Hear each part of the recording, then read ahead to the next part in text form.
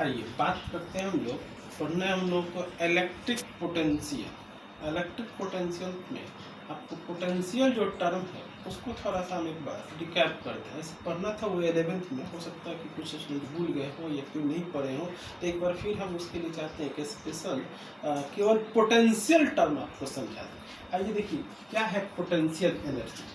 Potential energy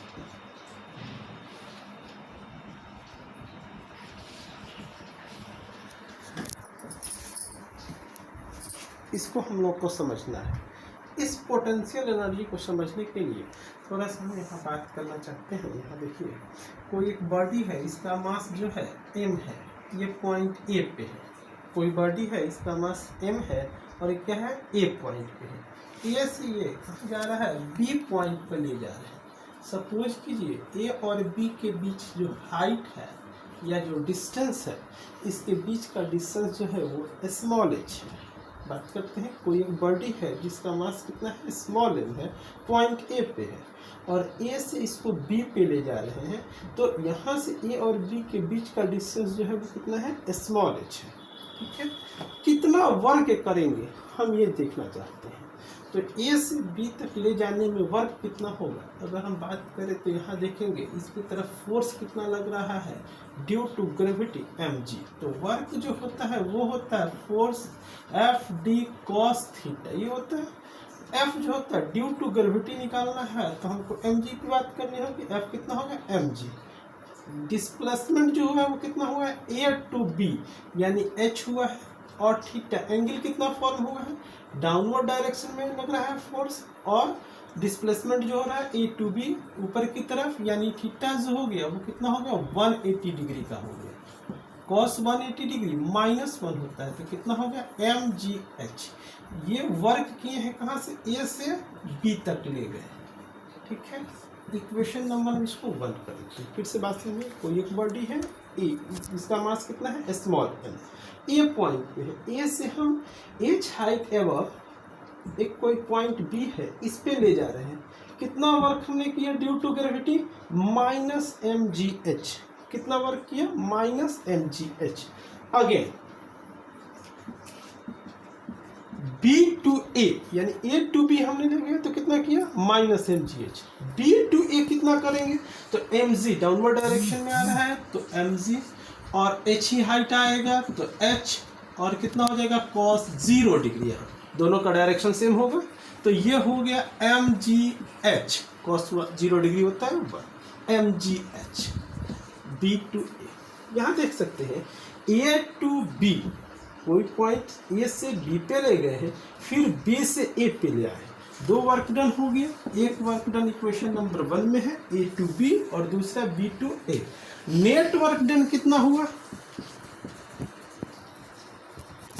net work done during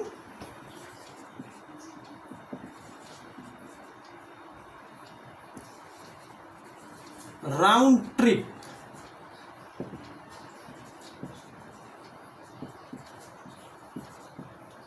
work जो है scalar quantity है, आप जानते हैं। तो ए टू बी कितना हुआ है, -mgh from equation 1, again plus B to A कितना हुआ है, mgh कितना हुआ, 0। क्या देख रहे हैं, एक राउंड ट्रिप में वर्क डन जो हुआ है कितना हुआ है, 0। एक राउंड ट्रिप यानी A to B and B to A, ठीक है, कितना वर्क डन हुआ, 0। अगेन दूसरी बात करते हैं, इरेज करें इसको।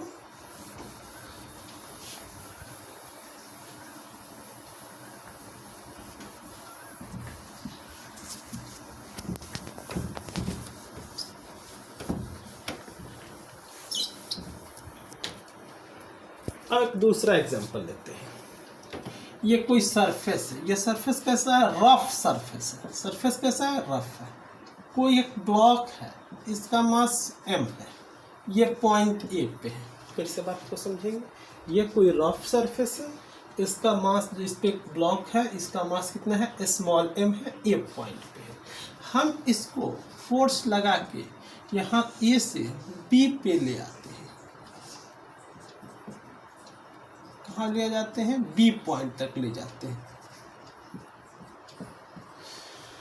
कोई ब्लॉक m मास का है, इस पे हम फोर्स लगाते हैं और पॉइंट ए से कहाँ ले जाते हैं, बी पर। इनके बीच का डिस्टेंस जो है वो l है। इनके बीच का डिस्टेंस कितना है, l है। सरफेस रफ होने के कारण जब हम इधर फोर्स लगाएंगे तो इधर की तरफ एक फोर्स लगेगा, इसको हम लोग बोलेंगे force of friction.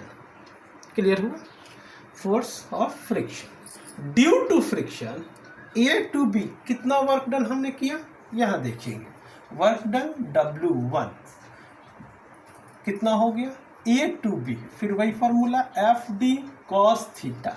F force of friction है, ड्यू टू फ्रिक्शन निकालने, डिस्प्लेसमेंट कितना हुआ डी, एंगल कितना बना 180 का, यहाँ पे डिस्प्लेसमेंट और फोर्स दोनों के बीच का डायरेक्शन जो है वो कितना है 180 डिग्री, अपोजिट है, यानी minus F D. A to B गया, कितना वर्क हुआ माइनस एफ डी। नेक्स्ट दूसरी एक और चीज बात लेते हैं, बी टू ए अब बात करते हैं, क्योंकि हम एक राउंड ट्रिप की बात करना चाहते हैं। अब इसके पहले आप देखे हुए थे, फिर यहाँ देख से ए से बी गया, फिर बी से ए, तो नेक्स्ट कितना हो जाएगा एफ डी कॉस थीटा। यहाँ पे फिर फ्रिक्शन इस साइड होगा, फोर्स इधर मूव कर रहा है, तो F D cos 180 degree minus F D right friction. ये डिस्प्लेसमेंट जो है एल है, इसलिए एल यहाँ यूज करेंगे। ठीक है, यहाँ पे नेट वर्क डन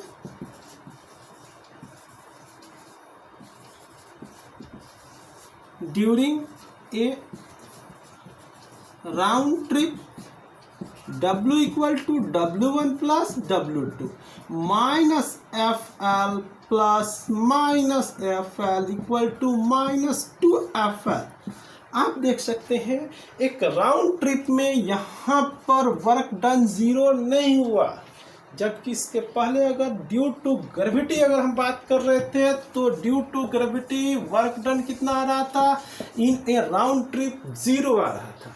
लेकिन due to friction during a round trip कितना वर्क डन आया माइनस 2FL। क्या यहाँ से मिला, यहाँ से ये बात हमको समझने की मिली कि फ्रिक्शन और ग्रेविटेशनल फोर्स दोनों को हम दो कैटेगरी में डिवाइड कर सकते हैं। तो force divide in two category, first known as conservative force and second known as non-conservative force। conservative force and non-conservative force। conservative force किसको बोलेंगे, तो conservative force the work done by a force during a round trip of a system is 0 is known as conservative force and other known as non-conservative force। एक बार फिर repeat कर रहे हैं, conservative force किसको बोलेंगे, the work done by a force during a round trip of A system is 0 called conservative force. conservative force the work done by a force during a round trip A to B and B to A during a round trip of a system is 0 called conservative force and other force known as non-conservative force। यहाँ से हम देख सकते हैं कि gravitational force conservative force है, लेकिन frictional force non conservative force है। क्लियर हुआ, frictional force non conservative force है क्योंकि A टू B और B टू A यानी एक पूरे राउंड ट्रिप में वर्क डन कितना हो रहा है 0 नहीं हो रहा है, इज नॉट इक्वल टू 0। जबकि ग्रेविटेशनल फोर्स में क्या हो रहा है, A टू B गए, B टू A आया तो वर्क डन कितना हो गया 0। इसको हम लोग बोलेंगे कंजर्वेटिव फोर्स। ठीक है, चलिए तो अब ये दो चीज़ों को टर्म को समझे, एक कंजर्वेटिव समझे, दूसरा नॉन कंजर्वेटिव। अब थोड़ी सी बात करते हैं पोटेंशियल समझाने के लिए।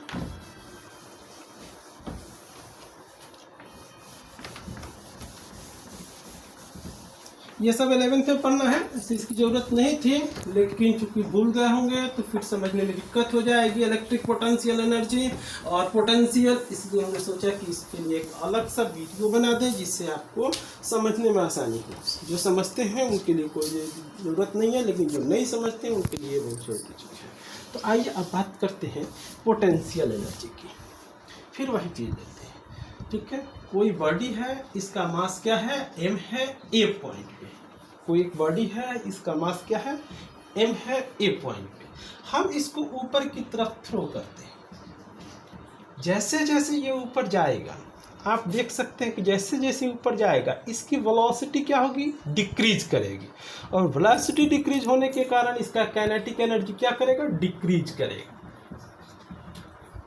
जब ये पॉइंट बी पे पहुंच जाएगा तो इसकी वेलोसिटी 0 हो जाएगी।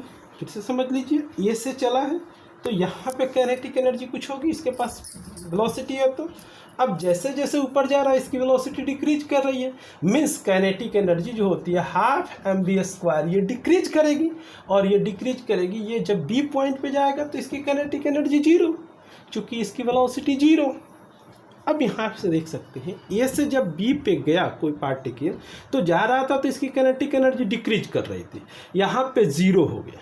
अब सोचना ये है कि 0 हो गया तो ये काइनेटिक एनर्जी गई कहाँ, यहाँ से ये काइनेटिक एनर्जी किधर की तरफ गई, ठीक है, कहीं एक जगह स्टोर हुई।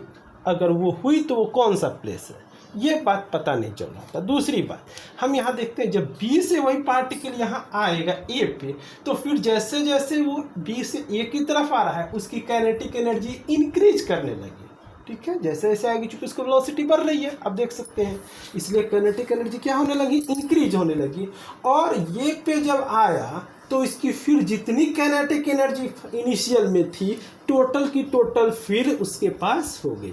यानी एक राउंड ट्रिप की फिर बात करें तो जितना काइनेटिक एनर्जी का लॉस बी पे हुआ था, फिर टोटल का टोटल उस पॉइंट पे आने पे उसको गेन हो गया। मीन्स हम उसको ऐसे समझ सकते हैं कि जब ए से बी पे जा रहा था पार्टिकल, तो ये अपनी एनर्जी को कहीं जमा करते हुए जा रहा था, स्टोर कर रहा था। जब बी पे पहुंच गया तो इसकी काइनेटिक एनर्जी 0, चूंकि वेलोसिटी 0। अब जब आया तो फिर उसको लेते हुए आ रहा है, ऐसा कह सकते हैं जी। अब जब आ रहा है तो इस जो जमा कर रहा है ये कौन सा पॉइंट होगा, ये क्या कहेंगे, तो उसको हम लोगों ने कहा पोटेंशियल एनर्जी। क्या नाम दिया उसका हमने, पोटेंशियल एनर्जी। ये पोटेंशियल एनर्जी क्या है, इसको समझने के लिए हम लोग को ये टर्म हम लोग को ही आसान कर देगा। जब ये जा रहा है ऊपर की तरफ तो इसकी काइनेटिक एनर्जी डिक्रीज कर रही है, काइनेटिक एनर्जी डिक्रीज कर रही है, मीन्स पोटेंशियल एनर्जी उसका इंक्रीज कर रहा है। और जैसे जैसे ये ऊपर जा रहा है इसका पोटेंशियल एनर्जी इंक्रीज कर रहा है, काइनेटिक डिक्रीज कर रही है। और ये बी पॉइंट पे पहुंचा तो इसकी टोटल की टोटल काइनेटिक एनर्जी कितनी हो गई, 0। और वो किस में कन्वर्ट कर गया, पोटेंशियल एनर्जी में। यानी पॉइंट बी पर इसके पास केवल और केवल क्या है जी, पोटेंशियल एनर्जी है, काइनेटिक एनर्जी नहीं है। अब जब पॉइंट बी से चलेगा ए पे तो फिर इसका पोटेंशियल एनर्जी डिक्रीज करने लगा और टोटल का टोटल काइनेटिक एनर्जी आ गया किसमें, ए पॉइंट पे। यानी अगर हम देख सकते हैं potential energy plus kinetic energy दोनों का सम जो होगा एवरी पॉइंट पे जो होगा वो कांस्टेंट होगा।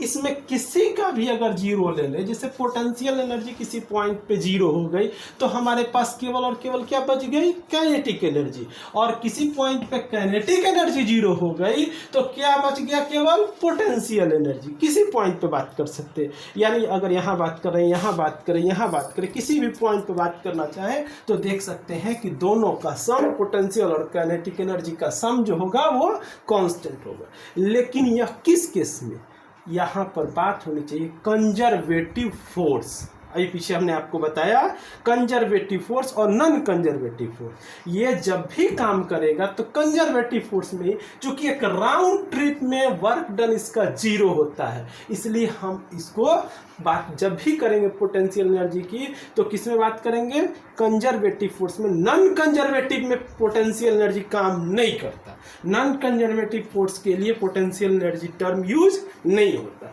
तो यहाँ ध्यान रखना होगा जब भी हम लोग बात करेंगे कंजर्वेटिव फोर्स की, उसमें पोटेंशियल एनर्जी वर्क करेगा, ठीक है।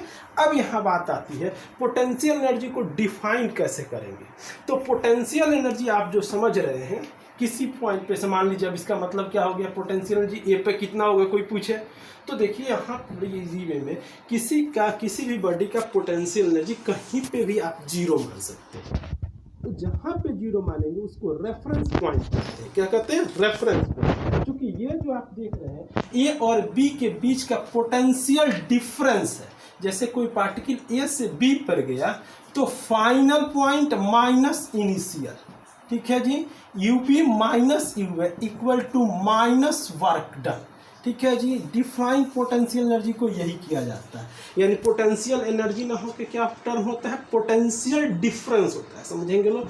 पोटेंशियल डिफरेंस, ये पोटेंशियल डिफरेंस कितने के इक्वल होता है? निगेटिव वर्क डन के इक्वल होता है, ठीक है। यानी ए और बी जो पॉइंट के बीच फोर्स लग रहा है, कोई भी दो पॉइंट ले ले, इनके बीच जो फोर्स लगेगा उससे हम जो वर्क निकालेंगे वो निगेटिव वर्क डन जो होगा वो चेंज इन पोटेंशियल एनर्जी के इक्वल होगा। अब बात होगी तो फिर पोटेंशियल किसको बोलेंगे? Potential energy. तो हमने कहा ना किसी भी पॉइंट पर आप इंडिपेंडेंट है, आपको ये फ्रीडम मिला है कि किसी भी पॉइंट पर आप क्या कर सकते हैं? पोटेंशियल एनर्जी को जीरो मान सकते हैं। अब जैसे एज्यूम कीजिए ए पर हमने जीरो मान लिया तो हमारा केवल और केवल बी पॉइंट पे पोटेंशियल एनर्जी हो गया, ठीक है। हम चाहे तो बी पे जीरो मान लेंगे और बी पे जीरो मान लेंगे, मान लीजिए, तो पोटेंशियल एनर्जी जो होगी वो ए पे हो जाएगी, ठीक है। और इसी से हम पोटेंशियल एनर्जी को डिफाइन कर सकते हैं।